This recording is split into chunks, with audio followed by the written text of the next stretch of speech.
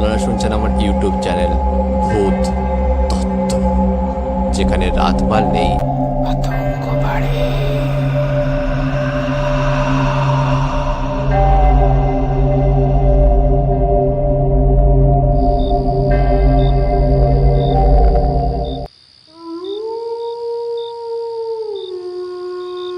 নমস্কার, সকলকে স্বাগত জানাচ্ছি ভূত তত্ত্বের আরও একটি ভৌতিক গল্পে।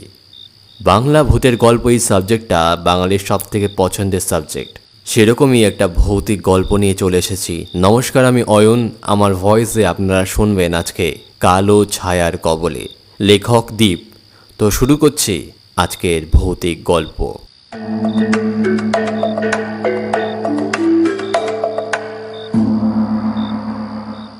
আজ বাড়িতে একা আছে অভ্র। মা বাবা দুজনেই গেছে বড় মাসির বাড়ি। তাদের কেনা নতুন বাড়িতে আজ গৃহপ্রবেশের অনুষ্ঠান। সামনে মাধ্যমিক, তাই ইচ্ছে থাকলেও সে যেতে পারেনি তাদের সাথে। রাতের খাওয়া দাওয়ার পর্ব শেষ করে পড়তে বসেছে। এমন সময় লোডশেডিং। বইপত্র সব গুছিয়ে রেখে হাতের কাছে একটা টর্চ রেখে চাদর মুড়ি দিয়ে শুয়ে পড়ল। আজ বিকেল থেকেই একটানা ঝমঝম করে বৃষ্টি পড়েই চলেছে, তাই এখন কিছুটা শীত করছে। চোখে মুখে ঘুম জড়িয়ে আসছে। তখনই এক ঝাঁক কুকুরের ঘেউ ঘেউ শব্দে ঘুমটা ভেঙে গেল। মনে হচ্ছে কিছু একটা দেখতে পেয়ে তাড়া করছে। আবার মনে হলো কুকুরগুলো একদম তাদের বাড়ির গেটের সামনে ঘেউ ঘেউ করছে। আজ রাতে আর ঘুম হবে না মনে হলো। বাইরে বেরিয়ে কুকুরগুলোকে তাড়াবার সাহস হলো না, যদি কামড়ে দেয়। হঠাৎ কুকুরগুলো একেবারে চুপ করে গেল। তখনই বাড়ির ডোরবেলটা বেজে উঠল। এত রাতে আবার কে এলো? জানালা দিয়ে তাকিয়ে দেখলো বৃষ্টি ততক্ষণে থেমে গেছে। হাতে টর্চ নিয়ে নিজের রুম থেকে বেরিয়ে এসে বাড়ির মেইন দরজা খুলে দেখলো কেউ নেই বাইরে। অদ্ভুত তো। দরজাটা লাগিয়ে নিজের রুমের দিকে কিছুটা এগোতেই দরজায় টোকা মারার শব্দ পেয়ে ফিরে গিয়ে দরজাটা খুলল। কিন্তু না, এবারেও কেউ নেই। মাথা গরম হয়ে গেল তার। এত রাতে কি এভাবে মজা করছে? বিরক্ত হয়ে দরজা বন্ধ করে নিজের রুমের কাছে আসতেই সে দেখতে পেল গোটা মেঝেতে জলে ভিজে গেছে, আর হল থেকে তার রুমের ভিতর পর্যন্ত চলে গেছে দুটো ভিজে পায়ের ছাপ। ভিতরে ঢুকে দেখতে পেল তার বিছানায় একটা কালো ছায়া মূর্তি বসে আছে। অন্ধকারের মধ্যেও স্পষ্ট বোঝা যাচ্ছে খাটের ওপর বসে পা দোলাচ্ছে। কে কে ওখানে? কাঁপা কাঁপা কণ্ঠে জিজ্ঞেস করলো অভ্র, কিন্তু কোনো সাড়া পেল না। সেটি পা দোলানো বন্ধ করে দিয়ে অভ্রের দিকে ফিরে তাকালো।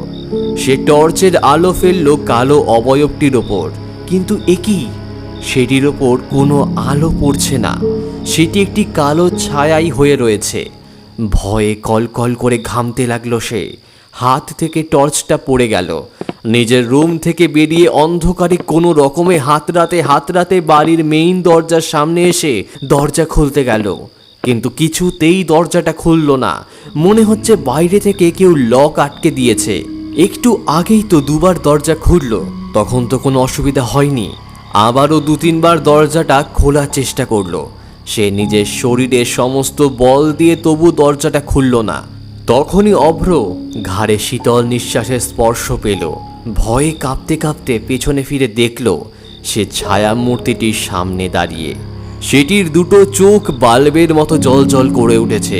ভয়ে চিৎকার করতে চাইল, কিন্তু গলা দিয়ে কোনো আওয়াজ বের করতে পারল না সে, কারণ ততক্ষণে কালো অবয়বটি তার টুটি চেপে ধরেছে। অভ্র শ্বাস নিতে পারছে না, দম আটকে আসছে তার। নিজেকে ছাড়াবার জন্য আপ্রাণ চেষ্টা করছে সে, কিন্তু পারছে না। হাত দিয়ে ধরতে চাইছে সেই কালো অবয়বটিকে, কিন্তু সেটিকে স্পর্শ করতে পারছে না সে। মা বাবার কথা খুব মনে পড়ছে তার। চোখ ফেটে জল বেরিয়ে আসছে। এবার ছায়ামূর্তিটি তার গলা আরও জোরে টিপতে থাকে। জিভ বেরিয়ে আসছে অভ্রের। দৃষ্টি ঝাপসা হয়ে আসছে।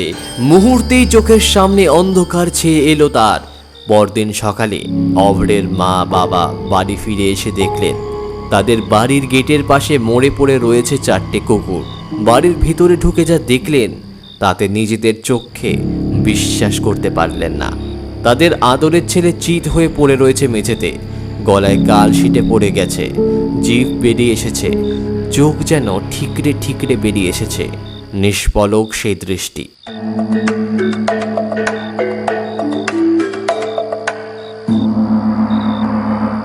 তো এই ছিল আজকের গল্প। কেমন লাগলো অবশ্যই কমেন্টের মাধ্যমে জানাবেন। আর নতুন হয়ে থাকলে অবশ্যই চ্যানেলটা সাবস্ক্রাইব করে পাশে থাকা নোটিফিকেশন বেলটা অন করে দেবেন, আর লাইক করতে ভুলবেন না। তো দেখা হচ্ছে আবারও কোনো ভৌতিক গল্পের সাথে।